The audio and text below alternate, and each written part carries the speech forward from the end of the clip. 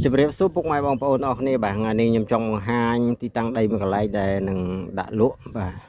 តែមានទំហំ30គុណនឹង50បាទហើយនៅបដោយដីនេះមានផ្លូវរាប់មួយទៀតបាទនេះនៅពីមុខដីបាទនេះក្បាលដីពីនេះមកដល់តាមនេះបាទ30បាទនៅផ្លូវទៅបរិយរបស់គេបាទនេះផ្លូវរាប់បដោយដីនោះបងប្អូនឃើញអាហ្នឹងជាបរិយ TK បាទតាបងហើយផ្លូវនេះចុះមកពីផ្លូវបេតុងទៅស្រះឈូកបងប្អូនដែលនៅក្នុងខេត្តបាត់ដំបងមូលស្គាល់ច្បាស់បាទផ្លូវទៅស្រះឈូកបាទចុះពីផ្លូវបេតុងមកដល់ទីតាំងដីប្រហែលជា100ម៉ែត្រទេបាទសម្រាប់បងប្អូនដែល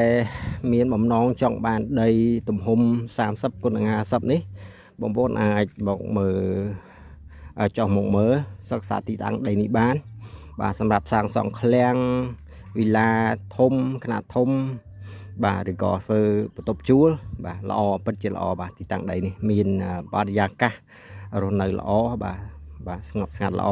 មិនអ៊ូអរមិនចង្អៀតបាទខ្យល់អាកាសធាតុបរិសុទ្ធបាទហើយសម្រាប់តម្លៃនឹងការទំនាក់ទំនងសាកសួរខ្ញុំនឹងដាក់ជូននៅលេខទូរស័ព្ទរបស់ខ្ញុំលេខ Telegram របស់ខ្ញុំនៅលើវីដេអូនេះបាទអរគុណច្រើនបាយបាយ